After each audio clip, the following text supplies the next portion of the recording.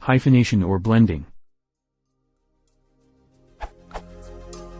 Are there any rules when to write a set of two, or more, words or abbreviations forming a name of some entity as separate, when to hyphenate, and when to stick them together?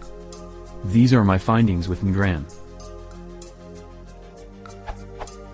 Bitwise, but never bitwise sci-fi, but never sci-fi, or sci-fi wastelands, increasingly frequent, wastelands, dying out, never wastelands fanfiction or fanfiction, but almost never fanfiction, butte fanfic, never fanfic or fanfic read only or read only, rarely read only twofold, frequently, twofold, rarely, twofold, minimal bittersweet, rise, bittersweet, decline, bittersweet, minimal, but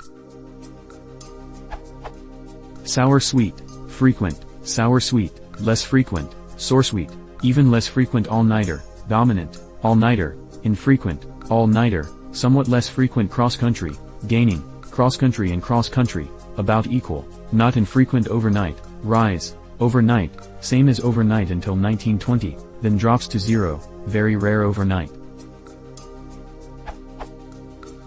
In particular, if I'm coining a new blend, which rule should I follow when deciding which of these three forms to give it?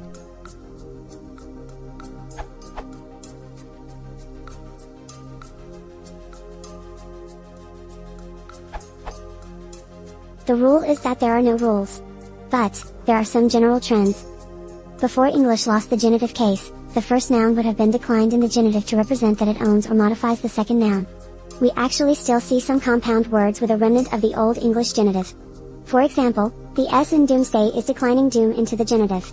That would be the end of the story for that word, but we don't have a genitive case anymore, so things get a little more convoluted. English has three forms for compound words. The open form, where the compound word is separated by a space, the aptly named hyphenated form, where a hyphen is used as the delimiter, the closed form, where the words are merged with no delimiter.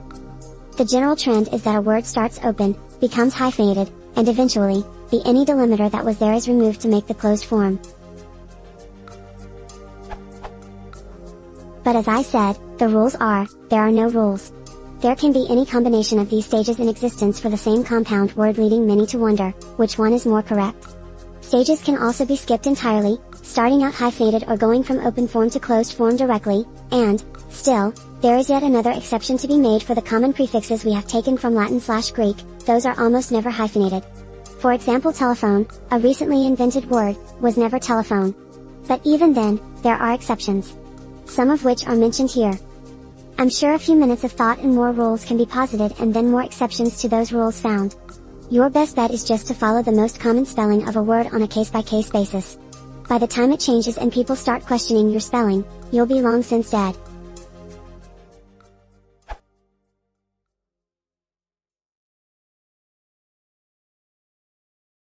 If you want to support the channel, please consider subscribing.